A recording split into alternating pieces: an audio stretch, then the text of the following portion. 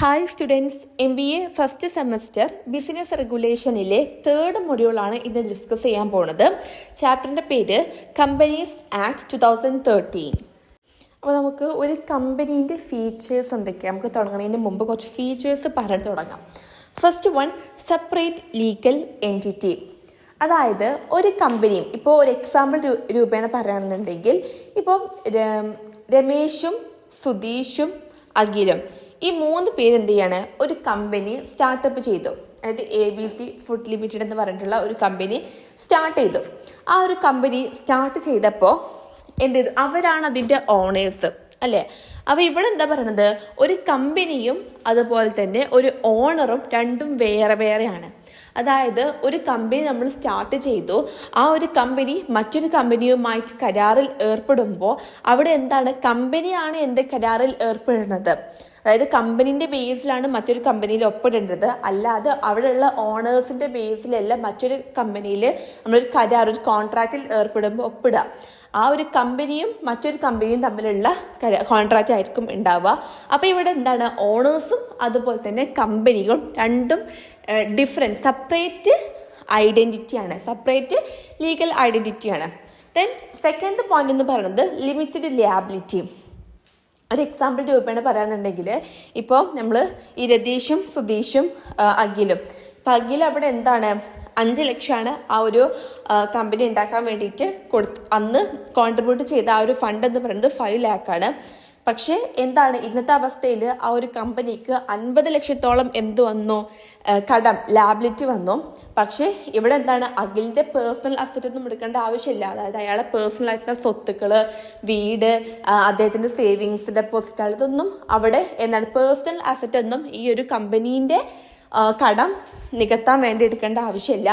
അന്ന് ഈ ഒരു അഖിൽ എത്രയാണോ, ലൈക്ക് ഈ ഒരു കമ്പനി സ്റ്റാർട്ടപ്പ് ചെയ്ത സമയത്ത് അഖിൽ എത്ര എമൗണ്ട് ആണോ കൊടുത്തത്, ആ ഒരു 5 ലക്ഷം മാത്രം എന്ത് ചെയ്താൽ മതി, അഖിലിന് കൊടുത്താൽ മതി. അതാണ് limited liability. Next, perpetual succession. അതായത് ഇവിടെ ഇപ്പം എന്താ, ഒരു കമ്പനി നമ്മൾ പറഞ്ഞു ABC ഫുഡ് ലിമിറ്റഡിൽ ഇപ്പോൾ അഖിലെങ്ങാനും മരണപ്പെട്ട് പോവാണ്. അതായത് 3 വ്യക്തികൾ കൂടെയാണ് ആ ഒരു കമ്പനി തുടങ്ങിയത്. അതിൽ ഒരു വ്യക്തി മരണപ്പെട്ട് പോവാണ്. പക്ഷേ അങ്ങനെ ആ ഒരു കമ്പനിയിലുള്ള ഓണേഴ്സിൽ ആര് മരണപ്പെട്ടു പോയാലും ഒരിക്കലും അത് ആ ഒരു കമ്പനീനെ ഒരിക്കലും എഫക്റ്റ് ചെയ്യൂല. കാരണം ആളുകൾ മരണപ്പെട്ട് പോവേ അല്ലെങ്കിൽ അതിൻ്റെ ഓണർഷിപ്പിൽ നിന്ന് ഒഴിഞ്ഞു പോവേ എന്ത് ചെയ്താലും കമ്പനീനെ അതൊരിക്കലും എഫക്റ്റ് ചെയ്യൂല. കാരണം ആ ഒരു പൊസിഷനിലോട്ട് വീണ്ടും വ്യക്തികൾ വന്നുകൊണ്ടേയിരിക്കും. അതാണ് എന്ത്, പെർപെച്വൽ സക്സഷൻ എന്ന് പറയുന്നത്. Next, transferability of shares. Next അതിൽ നമ്മൾ പറഞ്ഞു ABC ഫുഡ് പ്രൈവറ്റ് ലിമിറ്റഡ് കമ്പനിയിൽ 3 ഓണേഴ്സ് ഉണ്ട്. അതിൽ അഖിലിന് എന്താണ്, ഈ ഒരു ഓണർഷിപ്പ് ഇപ്പം എനിക്ക് തൽക്കാലം വേണ്ട, അത് ഞാൻ എൻ്റെ അനിയനായിട്ടുള്ള രാജുവിന് കൊടുക്കുകയാണ്, കൈമാറുകയാണ്. ഈ ഒരു അസറ്റ്, ഈ ഒരു ഓണർഷിപ്പ് ഞാൻ അവന് കൈമാറാണ്. അപ്പോൾ ഇങ്ങനെ എന്താണ്, പെട്ടെന്നുള്ള കൈമാറ്റങ്ങളൊന്നും ഒരിക്കലും ആ ഒരു കമ്പനീനെ എഫക്റ്റ് ചെയ്യത്തില്ല. അവിടെ ആൾ മാറിയാലും ഒരിക്കലും കമ്പനീനെ എഫക്റ്റ് ചെയ്യൂല. കമ്പനി അങ്ങനെ മുന്നോട്ട് പോയിക്കൊണ്ടേയിരിക്കും. Next, separate management. അതായത് ഒരു കമ്പനിയിൽ ഒരിക്കലും അവിടുത്തെ കാര്യങ്ങളൊന്നും എന്താണ്, അവിടുത്തെ ഓരോ ഡിസിഷൻസ് എടുക്കുന്നതും അവിടെ എന്ത് ചെയ്യണം, എന്തൊക്കെ നോക്കണം എന്നുള്ള കാര്യങ്ങളൊന്നും നോക്കി നടക്കുന്നത് ആ ഒരു ഓണേഴ്സ് ആയിരിക്കില്ല. അവിടെ ഓണേഴ്സ് നിയമിച്ചിട്ടുള്ള ആളുകളായിരിക്കും അവിടെ എന്ത് ചെയ്യണം, എന്തൊക്കെ നടപ്പിലാക്കണം എന്നുള്ള കാര്യങ്ങൾ തീരുമാനിക്കുന്നത്. ഇപ്പോൾ അവിടുത്തെ ഓണേഴ്സ് പറയുമ്പോൾ CEOനെ, അതായത് ഹൈ പൊസിഷനിലുള്ള ഓരോ വ്യക്തികളെ നിയമിക്കും. അപ്പോൾ അവരായിരിക്കും അവിടെയുള്ള ജീവനക്കാരുടെയും അവിടെയുള്ള ഓളിങ്ങൾ എല്ലാ കാര്യങ്ങളും നോക്കി നടക്കേണ്ടത് ആ ഒരു CEO ആയിരിക്കും. അല്ലാതെ അവിടുത്തെ ഉള്ള ഓണേഴ്സ് അല്ല അവിടെ മാനേജ് ചെയ്യേണ്ടി വരിക. Next point, capacity to contract. അതായത് ലോ പ്രകാരം എന്താണ്, ഒരു കമ്പനിക്ക് ഒരു കരാറിൽ ഏർപ്പെടാൻ പറ്റും. അപ്പോൾ അത് പറയേണ്ട, ഏതൊരു കമ്പനിക്കും ഒരു കോൺട്രാക്റ്റിൽ ഏർപ്പെടാൻ പറ്റും. അപ്പോൾ അതാണ് ഇത്രയും ഒരു കമ്പനീൻ്റെ ഫീച്ചേഴ്സ് എന്ന് പറയുന്നത്. ഇനി എന്താണ് കമ്പനീസ് ആക്ട് എന്ന് പറഞ്ഞാൽ, നമ്മൾ ഓൾറെഡി പറഞ്ഞു കമ്പനീസ് ആക്ട് എന്ന് പറയുമ്പോൾ 2ആണ്. അതായത് ലീഗൽ എൻറ്റിറ്റി ഉണ്ട്, സെപ്പറേറ്റ് ലീഗൽ എൻറ്റിറ്റി രണ്ടാണ്. ഓണറും അതുപോലെ തന്നെ കമ്പനിയും ഡിഫറെൻ്റ് ആണ്. അവിടെ ലിമിറ്റഡ് ലയബിലിറ്റി ആണ്, സെപ്പറേറ്റ് മാനേജ്മെൻ്റ് ആണ്, ട്രാൻസ്ഫർ ഓഫ് ഷെയർസ് ആണ്, പെർപെച്വൽ സക്സഷൻ ആണ്. ഇതൊക്കെ നമ്മൾ പറഞ്ഞു. അപ്പോൾ ഇതിനെ തന്നെയാണ് ഇതെന്ന് പറയുന്നത് കമ്പനീസ് ആക്ട് എന്ന് പറയുന്നത്. Next, formation of A company. അതായത് ഒരു കമ്പനി എങ്ങനെയാണ് ഫോം ചെയ്യാം. അതിൽ ഫസ്റ്റ് 1 ആണ് പ്രൊമോഷൻ. നമുക്ക് എക്സാമ്പിൾ രൂപേണ പറയാം. പ്രൊമോഷൻ എന്ന് പറയുമ്പോൾ ഒരു കമ്പനി തുടങ്ങാൻ വേണ്ടിയിട്ടുള്ള ഐഡിയ പ്രൊമോട്ട് ചെയ്യാം. ഇപ്പോൾ ഒരു എക്സാമ്പിൾ, ഒരു ആര്യ എന്നുള്ളൊരു സ്ത്രീ എന്ത് ചെയ്യാണ്, ഇങ്ങനെ അതിൻ്റെ ഫ്രണ്ട്സിനോട് പറയാണ്, നമുക്കൊരു ജ്യൂസ് കമ്പനി, ഒരു ABC limited juice company start ചെയ്താലോ. അങ്ങനെ ഒരു ആശയം കൊണ്ടുവരിക, പ്രൊമോട്ട് ചെയ്യുക, അതാണ് ഫസ്റ്റ് സ്റ്റേജ്. രണ്ടാമത് ഇൻകോർപ്പറേഷൻ. അങ്ങനെ ആശയക്ക് ജ്യൂസ് കമ്പനി ഉണ്ടാക്കാം എന്നുള്ള ആ ഒരു ആശയത്തിലോട്ടൊക്കെ എത്തി അങ്ങനെ നമ്മൾ ആ ഒരു കമ്പനി ഉണ്ടാക്കാൻ വേണ്ടിയിട്ട് രജിസ്റ്റർ ചെയ്യാം. രജിസ്ട്രാർ പോയിട്ട് ആ ഒരു കമ്പനി രജിസ്റ്റർ ചെയ്യുന്നു. അതാണ് ഇൻകോർപ്പറേഷൻ എന്ന് പറയുമ്പോൾ. നെക്സ്റ്റ് തേർഡ് പറയുമ്പോൾ ക്യാപിറ്റൽ സബ്സ്ക്രിപ്ഷൻ. അങ്ങനെ കമ്പനി രജിസ്ട്രേഷൻ ഒക്കെ ചെയ്തു, അത് പിന്നെ മുന്നോട്ട് അത് നമുക്ക് എല്ലാം ഡെവലപ്പാക്കി എടുക്കണം എന്നുണ്ടെങ്കിൽ അതിന് ഫണ്ട് ആവശ്യമാണ്. അപ്പോൾ അതിന് വേണ്ടിയിട്ട് നമ്മൾ ഫണ്ടുകൾ കളക്ട് ചെയ്യുക. ഒന്നെങ്കിൽ നമ്മളെ കയ്യിലുള്ള ഓൾറെഡി ഫണ്ട്, അല്ലെങ്കിൽ ബന്ധുക്കളെ കയ്യിൽ നിന്ന് കടം വാങ്ങുന്നു, ബാങ്ക് ലോൺസും, ഇങ്ങനെ പല രീതിയിലോട്ട് നമ്മൾ എന്ത് ചെയ്യുക, ഫണ്ട് റേസ് ചെയ്തെടുക്കുക. ദെൻ ഫോർത്ത് വൺ എന്ന് പറയുന്നത് കമൻസ്മെൻറ്റ് ഓഫ് ബിസിനസ്. അങ്ങനെ ഫണ്ടൊക്കെ നമ്മൾ സെറ്റാക്കി വെച്ചതിന് ശേഷം, പിന്നെ ഇതെല്ലാം റെഡി ആക്കിയതിന് ശേഷം ഈ ഒരു കമ്പനി നമ്മൾ മാർക്കറ്റിലോട്ട് ഇറക്കുക. ഈ ഒരു കമ്പനി നമ്മൾ മാർക്കറ്റിലോട്ട് അറിയിക്കുക. ഇപ്പം ഇങ്ങനത്തെ ഒരു ABC ജ്യൂസ് കമ്പനി ആണെന്നുണ്ടെങ്കിൽ അതിൻ്റെ പ്രൊഡക്ട്സ് ഒക്കെ മാർക്കറ്റിൽ വിൽക്കാം. അപ്പോൾ ഇങ്ങനെയാണ് എന്തൊരു formation of A company. Next topic incorporation and registration procedure. നമ്മൾ പറഞ്ഞു, ഒരു കമ്പനി ഐഡിയ പ്രൊമോട്ട് ചെയ്ത് കഴിഞ്ഞാൽ അത് രജിസ്ട്രാർ എടുത്ത് പോയിട്ട് രജിസ്റ്റർ ചെയ്യണം. അപ്പോൾ അതിൻ്റെ പ്രൊസീജിയറാണ്. ഫസ്റ്റ് ആണ് DSC ആൻഡ് DIN. അപ്പോൾ DSC എന്ന് പറയുമ്പോൾ ഡിജിറ്റൽ സിഗ്നേച്ചർ സർട്ടിഫിക്കറ്റ് ആണ്. അതായത് ഇവിടെ എന്താണ്, ഇപ്പോൾ ആ ഒരു കമ്പനീൻ്റെ എന്തെങ്കിലും ഡോക്യുമെൻറ്റ്സ്, ഇപ്പോൾ ലൈസൻസ് പോലത്തുള്ള ഇതൊരു ഡിജിറ്റൽ കീ ആണ്. ഡയറക്ടേഴ്സിന് യൂസ് ചെയ്യാൻ പറ്റിയിട്ടുള്ള ഡിജിറ്റൽ കീ ആണ്. ഇവിടെ എന്താണ്, അതായത് ആ ഒരു ഫിസിക്കലായിട്ടുള്ള സർട്ടിഫിക്കറ്റ്സ്, ഇപ്പോൾ ലൈസൻസ് അങ്ങനത്തെ പോലത്തെ ഫിസിക്കലായിട്ടുള്ള സർട്ടിഫിക്കറ്റ്സ് ഒക്കെ ഈ ഒരു ഡിജിറ്റൽ ആയിക്കാണ്ട് നമ്മൾ ഓൺലൈൻ ആയിക്കാണ്ട് ആ ഒരു ഫയലിൽ സ്റ്റോർ ചെയ്ത് വെക്കാൻ വേണ്ടിയിട്ട് ഈ ഒരു ഡയറക്ടറിന് ഈ ഒരു ഡിജിറ്റൽ സിഗ്നേച്ചർ സർട്ടിഫിക്കറ്റ് ആവശ്യമാണ്. എന്നാൽ അവിടെ എല്ലാ ഫയലും നമുക്ക് ഇതിലോട്ട് അപ്ലോഡ് ചെയ്ത് വെക്കാം. Okay. Next DIN, director identification number എന്ന് പറയുമ്പോൾ ഇവിടെ നമ്മുടെ ഇത് ഗവൺമെൻറ്റിൻ്റെ MOൻ്റെ കീഴ്പ്രകാരം എന്താണ്, ഏതൊരു കമ്പനിയിലുള്ള ഡയറക്ടർക്കും ഡയറക്ടർ ഐഡൻറ്റിഫിക്കേഷൻ നമ്പർ, അതായത് ഒരു 8 അക്ക നമ്പർ കൊടുക്കും. എന്താണെന്ന് മനസ്സിലാക്കാൻ വെച്ചാൽ ഈ ഒരു ഡയറക്ടറിനെ ഐഡൻറ്റിഫൈ ചെയ്യാൻ വേണ്ടിയിട്ടാണ് ഇങ്ങനെ ഒരു 8 അക്ക നമ്പർ MOൻ്റെ കീഴിൽ കൊടുക്കുന്നത്. അപ്പോൾ ഇതാണ് ഫസ്റ്റ് സ്റ്റേജ്. രണ്ടാമത് റിസർവ് നെയിം യൂസിങ് റണ്ണ്. അതായത് ഇപ്പോൾ ഒരു കമ്പനിക്ക് ഒരു പേര് റിസർവ് ചെയ്യണം, അല്ലെങ്കിൽ ഇപ്പോൾ ഉള്ളൊരു കമ്പനീൻ്റെ പേര് മാറ്റണം. ഇങ്ങനെ മാറ്റണം എന്നുണ്ടെങ്കിൽ നമ്മൾ ഈ ഒരു റൺ എന്നുള്ള ഒരു വെബ്സൈറ്റിൻ്റെ കീഴിലാണ് പോയിട്ട് നമ്മൾ ഈ ഒരു കമ്പനിക്ക് പേര് മാറ്റുക, അല്ലെങ്കിൽ പുതുതായിട്ടൊരു പേര് ഇടുക. കാരണം റിസർവ് യുണീക്ക് നെയിം, അതാണ് റണ്ണിൻ്റെ ഫുൾ ഫോം. ഇതുകൊണ്ട് എന്താ ഉദ്ദേശിക്കണമെന്ന് വെച്ചാൽ യുണീക്ക് ആയിരിക്കണം. ഓരോ കമ്പനികളെ വെച്ചിട്ടും ഓരോ പേരുകളും യുണീക്ക് ആയിരിക്കണം. അതായത് ഒരു കമ്പനിക്കുള്ള പേര് തന്നെ മറ്റൊരു കമ്പനി ഇടാൻ പാടില്ല, എല്ലാവരുടെയും. അപ്പോൾ ഈ ഒരു റൺ എന്നുള്ള ഈ ഒരു വെബ്സൈറ്റ് വെച്ചുകൊണ്ട് നമ്മൾ പേരിടുന്ന സമയത്ത് ഈ ഒരു പേര് മറ്റുള്ള കമ്പനിക്ക് ഉണ്ട് എന്നുള്ള കാര്യം നമുക്ക് ഐഡൻറ്റിഫൈ ചെയ്യാൻ പറ്റും. അങ്ങനെ ഉണ്ടെന്നുണ്ടെങ്കിൽ ആ ഒരു പേര് നമുക്ക് ഒരിക്കലും സെലക്ട് ചെയ്യാൻ പറ്റില്ല. ഇല്ലാത്ത പേര് വേണം, അതായത് എല്ലാവരിൽ നിന്നും യുണീക്ക് ആയിട്ടുള്ള പേര് വേണം നമ്മളിവിടെ ഇടാൻ വേണ്ടിയിട്ടാണ് പറയുന്നത്. Next prepare of MOA and article of association. അപ്പോൾ ഫസ്റ്റ് MOA പ്രിപ്പറേഷൻ എന്ന് പറയുമ്പോൾ മെമ്മോറാണ്ടം ഓഫ് അസോസിയേഷൻ, അതായത് ആ ഒരു കമ്പനീൻ്റെ എല്ലാ കാര്യങ്ങളും, ലക്ഷ്യങ്ങൾ എന്തൊക്കെയാണെന്നും അതിൻ്റെ പറ്റിയിട്ടുള്ള എല്ലാ കാര്യങ്ങളാണ്. അതിൻ്റെ പേര്, ആ ഒരു കമ്പനീൻ്റെ പേര്, ലക്ഷ്യങ്ങൾ, ഒബ്ജക്റ്റീവ്സ്, ഇതൊക്കെയാണ് മെമ്മോറാണ്ടം ഓഫ് അസോസിയേഷനിൽ എഴുതേണ്ടത്. Next article of association. അതിൽ നമ്മുടെ ലീഗൽ റൂൾസ് ഓഫ് ഗവേണൻസ്, എന്തൊക്കെ റൂൾസാണ് നമ്മുടെ ആ ഒരു കമ്പനിയിൽ വരുന്നത്, അതാണ് ആർട്ടിക്കിൾസ് ഓഫ് അസോസിയേഷനിൽ ഇൻക്ലൂഡ് ആവേണ്ടത്. അതിനുശേഷം റിസൾട്ട് ഓഫ് രജിസ്ട്രേഷൻ, അതായത് നമ്മളിപ്പോൾ ഇത്രയും സ്റ്റേജ് കഴിഞ്ഞു, അതിനുശേഷം നമുക്ക് എന്ത് ചെയ്യുന്നു, ഓക്കെ ഈ ഒരു കമ്പനി തുടർന്ന് രജിസ്ട്രേഷന് സർട്ടിഫിക്കറ്റ് കിട്ടുന്നു, എന്തിന്, കമ്പനി പ്രവർത്തിക്കാനുള്ള. അപ്പോൾ ഇതാണ് incorporation and registration procedures. Next types of companies ആണ്. First one private company. Private company എന്ന് പറയുമ്പോൾ ഒരു ചെറിയ രീതിയിലോട്ടുള്ള ഒരു കമ്പനി ആയിരിക്കും. അതുകൊണ്ട് തന്നെ പുറത്തുള്ള ഒരു വ്യക്തികൾക്കും ഇവിടെ എന്ത് ചെയ്യാൻ പറ്റൂല, ഷെയർ വാങ്ങാൻ പറ്റൂല. കാരണം ചെറിയൊരു സംരംഭമായിരിക്കും, അതുകൊണ്ട് തന്നെ പുറത്തുള്ള ജനങ്ങൾക്ക് ഇതിൽ ഷെയർ വാങ്ങാൻ പറ്റില്ല. രണ്ടാമത് എന്ന് പറയുന്നത് പബ്ലിക് കമ്പനിയാണ്. അതായത് ഈ ഒരു പബ്ലിക് വലിയൊരു കമ്പനി ആയിരിക്കും, ഈ BSNL ഒക്കെ പോലത്തെ വലിയ വലിയ കമ്പനികളിലായിരിക്കും. അതുകൊണ്ട് തന്നെ ഇവിടെ ഏതൊരു വ്യക്തിക്കും എപ്പോൾ വേണമെങ്കിലും ഷെയർ വാങ്ങാൻ പറ്റും. മൂന്നാമത് 1% കമ്പനി എന്ന് പറയുമ്പോൾ ഇവിടെ എന്താണ്, ആ ഒരു കമ്പനീൻ്റെ ഓണറും ഡയറക്ടറും ഒക്കെ ഒരു വ്യക്തിയായിരിക്കും. അവിടെ തന്നെ ആർക്കും ഷെയർ വാങ്ങാൻ പറ്റില്ല, അദ്ദേഹം തന്നെ ആയിരിക്കും ഓണറും എല്ലാം വരുന്നത്. പിന്നെ സെക്ഷൻ 8 കമ്പനി, ഇവിടെ പറയണത് ഇപ്പോൾ കമ്പനിക്ക് കിട്ടുന്ന ലാഭങ്ങളൊന്നും ഓണർക്കല്ല പോണത്. കമ്പനീൻ്റെ ബേസിൽ കുറച്ച് പ്രോഫിറ്റ് കിട്ടും, ചാരിറ്റബിളെ കണ്ടും നോൺ പ്രോഫിറ്റ് കണ്ട് കുറച്ച് എമൗണ്ട് കിട്ടും. അതൊന്നും ഓണേഴ്സിന് അവരുടെ പ്രോഫിറ്റായിട്ട് പോവില്ല, മറിച്ചത് ഒരു കമ്പനീൻ്റെ ലക്ഷ്യങ്ങൾക്ക് വേണ്ടിയിട്ടാണ് അത്തരം എമൗണ്ട്സ് ഒക്കെ യൂസ് ചെയ്യാം. Next government company. Government company എന്ന് പറയുമ്പോൾ BSNL അങ്ങനത്തെ ഗവൺമെൻറ്റിൻ്റെ രീതിയിലുള്ള കമ്പനി എന്ന് പറയുമ്പോൾ അവിടെ ആർക്ക് വേണമെങ്കിലും ഷെയർസ് ഇഷ്യൂ ഒക്കെ ചെയ്യാൻ പറ്റും. ഇവിടെ എന്താണ്, ഈ ഒരു ഗവൺമെൻറ് ആ ഒരു കമ്പനീൻ്റെ മേലിൽ 51% ക്യാപിറ്റൽ എന്തെയും ഹോൾഡ് ചെയ്ത് വെക്കും. ആ ഗവൺമെൻറ്റിൻ്റെ കീഴിലുള്ള കമ്പനി ആണെന്നുണ്ടെങ്കിൽ 51% ക്യാപിറ്റലിൽ ഗവൺമെൻറ് ഇത് ഈടാക്കും. നെക്സ്റ്റ് പറയണത് സ്മോൾ കമ്പനീസ് പറയുമ്പോൾ ചെറിയ ചെറിയ രീതിയിലുള്ള കമ്പനികളാണ് സ്മോൾ കമ്പനീസ് പറയണത്. Then holding and subsidiary company പറയുന്നുണ്ട്. അതൊരു എക്സാമ്പിൾ രൂപേണ പറയാം. ഇവിടെ ഒരു A കമ്പനിയുണ്ട്, അതുപോലെ തന്നെ B കമ്പനിയുണ്ട്. അപ്പോൾ ഈ ഒരു A കമ്പനി എന്ത് ചെയ്യാണ്, B കമ്പനീൻ്റെ 60% ക്യാപിറ്റൽ ഹോൾഡ് ചെയ്ത് വെക്കുകയാണ്. അപ്പോൾ ഇവിടെ ഹോൾഡ് ആ ഒരു മറ്റൊരു കമ്പനീൻ്റെ ക്യാപിറ്റൽ ഹോൾഡ് ചെയ്ത് വെക്കണ കമ്പനീനാണ് ഹോൾഡിംഗ് കമ്പനി എന്ന് പറയുന്നു. അങ്ങനെ ഹോൾഡ് ചെയ്ത് വെക്കപ്പെടുന്ന ആ ഒരു കമ്പനീൻ്റെ പേരാണ് സബ്സിഡറി കമ്പനി എന്നും പറയുന്നത്. അപ്പോൾ ഇതാണ് ടൈപ്സ് ഓഫ് കമ്പനി. ഇത്രയും പോയിന്റ്സ് ആണ് ഇതിൽ വരുന്നത്. നെക്സ്റ്റ് ടോപ്പിക്കാണ് മെമ്മോറാണ്ടം ഓഫ് അസോസിയേഷൻ. അതായത് ഒരു കമ്പനി നമ്മൾ പ്രൊമോട്ട് ചെയ്ത് അത് നമ്മൾ ഇൻകോർപ്പറേഷൻ, അതായത് രജിസ്റ്റർ ചെയ്യുന്ന സമയത്ത് ഈ ഒരു മെമ്മോറാണ്ടം ഓഫ് അസോസിയേഷൻ അവിടെ രജിസ്ട്രാറിനെ സമീപിക്കണം.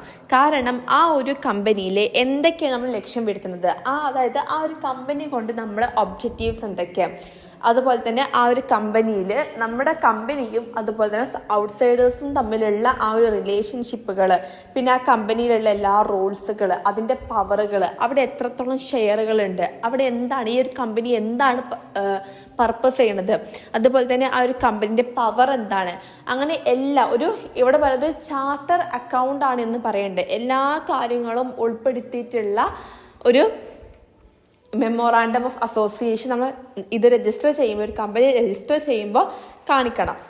അപ്പോൾ ഈ ഒരു മെമ്മോറാണ്ടത്തിൽ ഉണ്ടാവേണ്ട കാര്യങ്ങൾ, ഫസ്റ്റ് വൺ നെയിം ക്ലോസ്. അപ്പോൾ നെയിം ക്ലോസ് എന്ന് പറയുമ്പോൾ ഈ മെമ്മോറാണ്ടത്തിൽ അതിൻ്റെ ഒരു നെയിം ഉണ്ടായിരിക്കണം. അപ്പോൾ ഒരു കമ്പനീൻ്റെ പേരുണ്ടായിരിക്കണം. അതായത് ഇപ്പോൾ ഒരു പ്രൈവറ്റ് കമ്പനി ആണെന്നുണ്ടെങ്കിൽ ABC പ്രൈവറ്റ് ലിമിറ്റഡ് കമ്പനി അങ്ങനെ കാണിക്കണം. ഇനി അത് മറിച്ച് ഒരു പബ്ലിക് കമ്പനി ആണെന്നുണ്ടെങ്കിൽ ABC പബ്ലിക് കമ്പനിന്ന് ലിമിറ്റഡ് കമ്പനിന്ന് കാണിക്കണം. അങ്ങനെ നെയിം ക്ലോസ് ഉണ്ടാവണം. രണ്ടാമത് ഒബ്ജക്റ്റ് ക്ലോസ്. ഈ ഒരു മെമ്മോറാണ്ടത്തിൽ ഈ ഒരു കമ്പനി നമ്മൾ എന്തിനാണ് രൂപീകരിക്കപ്പെടുന്നത് എന്നുള്ള ആ ഒരു ഒബ്ജക്റ്റ്, അതിൻ്റെ ലക്ഷ്യം എന്താണെന്ന് ആ ഒരു മെമ്മോറാണ്ടത്തിൽ വിശദീകരിച്ചിട്ട് കൊടുക്കണം. അതുപോലെ തന്നെ ആ ഒരു മെമ്മോറാണ്ടത്തിൽ ഒപ്പിടുന്നത്, സിഗ്നേച്ചർ ചെയ്യുന്നത് ആരാണോ അവർക്കാണ് അവിടെ ആ ഒരു കമ്പനീൻ്റെ മേലിൽ ഒബ്ജക്റ്റീവ്സ് ഉണ്ടാക്കാനുള്ള അവകാശം. അതുപോലെ തന്നെ ഒബ്ജക്റ്റീവ്സ് ലക്ഷ്യങ്ങൾ ഉണ്ടാക്കുന്ന സമയത്ത് നമ്മുടെ ഈ ലോനെ തെറ്റിച്ചുകൊണ്ട് ഒരുതരം ഒബ്ജക്റ്റീവ്സ് ഉണ്ടാകാൻ പാടില്ല. Then next registered office close. അതായത് ഈ ഒരു കമ്പനി നമ്മൾ മേക്ക് ചെയ്തതിന് ശേഷം ഈ ഒരു കമ്പനി എവിടെയാണ് രജിസ്റ്റർ ചെയ്തിട്ടുള്ളത് ആ ഒരു നാഷണാലിറ്റി ആ ഒരു മെമ്മോറാണ്ടത്തിൽ ഉൾപ്പെടുത്തണം.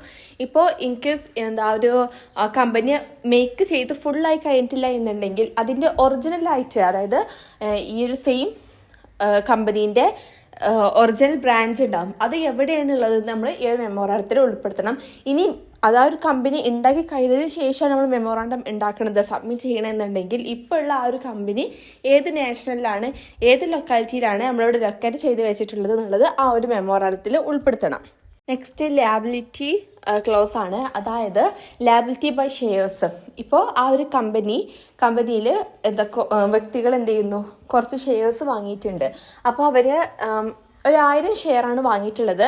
ഓരോ ഷെയറിനും 10 രൂപ വീതമാണ് എമൗണ്ട് വരുന്നത്. അപ്പോൾ ഒരു വ്യക്തി 1000 ഷെയർ വാങ്ങി അതിൽ 6000 രൂപ കൊടുത്തിട്ടുണ്ട്. ബാക്കി 4,000 രൂപയുടെ കൊടുക്കാനുള്ളൂ. അപ്പോൾ ഇൻ കേസ് ആ ഒരു കമ്പനി കടത്തിലാണ് പോണത് എന്നുണ്ടെങ്കിൽ എന്നിരുന്നാൽ പോലും ആ ഒരു വ്യക്തിയുടെ പേഴ്സണൽ സെറ്റ് ഒന്നും കൊടുക്കേണ്ട ആവശ്യമില്ല. ഇവിടെ അയാൾ എത്ര ഷെയറിൻ്റെ എമൗണ്ട് ആണോ കൊടുക്കാനുള്ളത് ആ ഒരു എമൗണ്ട് മാത്രം കൊടുത്താൽ മതി. ഒരു എക്സാമ്പിൾ പറയാനുണ്ടെങ്കിൽ ഇവിടെ ഒരു ഷെയറിന് രൂപ 10 രൂപയാണ്. ഒരു വ്യക്തി 1000 ഷെയർ വാങ്ങി അതിൽ 6,000 രൂപ കൊടുത്തു. കടത്തിലായതിനു ശേഷം അയാൾക്ക് ഇനി കൊടുക്കാൻ ബാക്കി ആൾക്ക് 4,000 രൂപയേ ഉള്ളൂ. അപ്പോൾ അയാൾക്ക് 4,000 രൂപ മാത്രം കൊടുത്താൽ മതി. Next, liability of guarantee. അതായത് ഇവിടെ ഒരു കമ്പനി തുടങ്ങുന്ന സമയത്ത് അതിലുള്ള വർക്കേഴ്സൊക്കെ അതിൽ ഉൾപ്പെടുത്തിയിട്ട് അതിലൊരു എക്സ് എന്ന് പറഞ്ഞിട്ടുള്ള വ്യക്തി പറയുകയാണ്, അതായത് അവിടെ ഉള്ളൊരു മെമ്പർ പറയുകയാണ് അദ്ദേഹത്തിന് പ്രത്യേകിച്ചൊരു കടങ്ങളോ ഒന്നുമില്ല, പക്ഷേ ആ ഒരു കമ്പനി ക്ലോസ് ചെയ്യുന്ന സമയത്ത് ഞാനൊരു ഗ്യാരണ്ടി വെക്കാം, വൈൻഡിങ് അപ്പിൻ്റെ സമയത്ത് 50,000 രൂപ ഞാൻ ഈ കമ്പനിക്ക് തരാമെന്ന് പറയാണ്.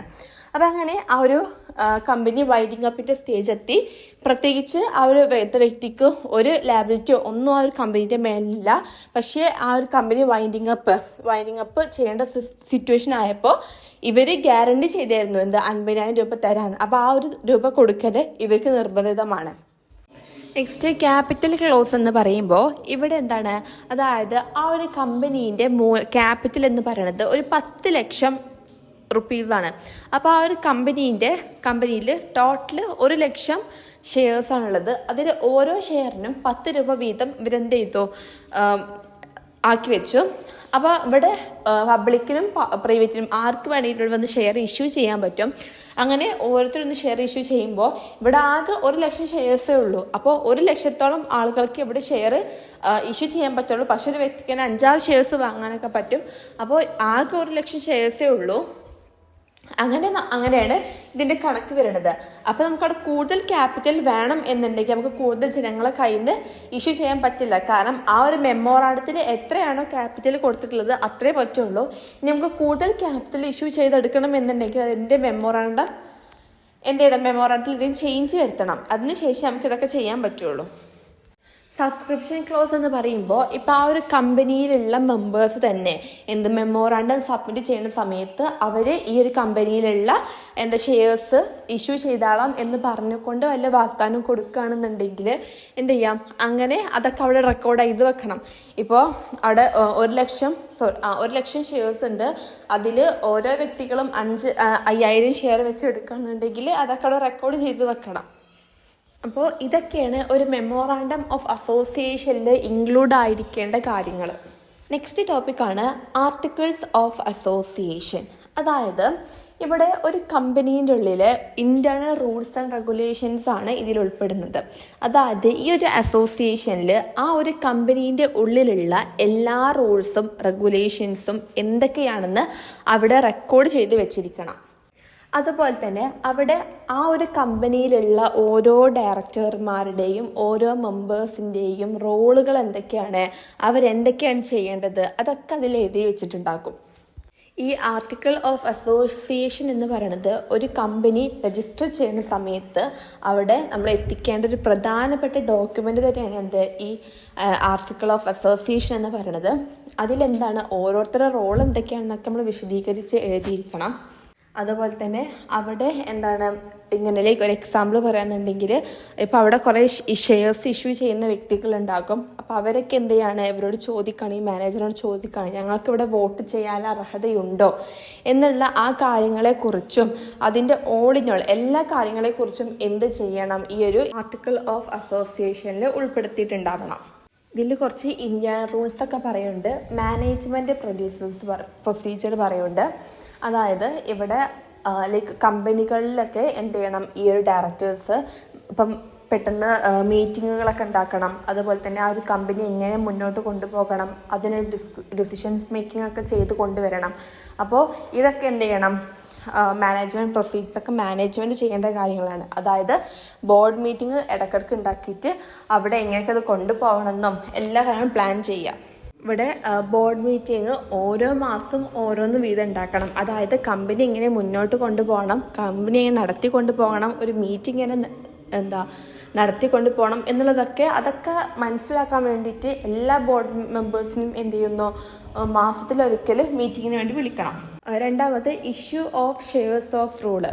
അതായത് കമ്പനിയിൽ പുതിയ എന്തെങ്കിലും ഷെയർസ് വരികയാണെന്നുണ്ടെങ്കിൽ അത് നമ്മൾ ഏത് വിലക്ക് നൽകണം, ആർക്ക് നൽകണം, എത്ര വീതം നൽകണം എന്നുള്ള എന്തെങ്കിലും റൂൾസൊക്കെ ഉണ്ടെന്നുണ്ടെങ്കിൽ അത് നമ്മൾ ഓൾറെഡി ഒരു ആർട്ടിക്കിൾ ഓഫ് അസോസിയേഷനിൽ ഉൾപ്പെടുത്തിയിട്ടുണ്ടാവണം.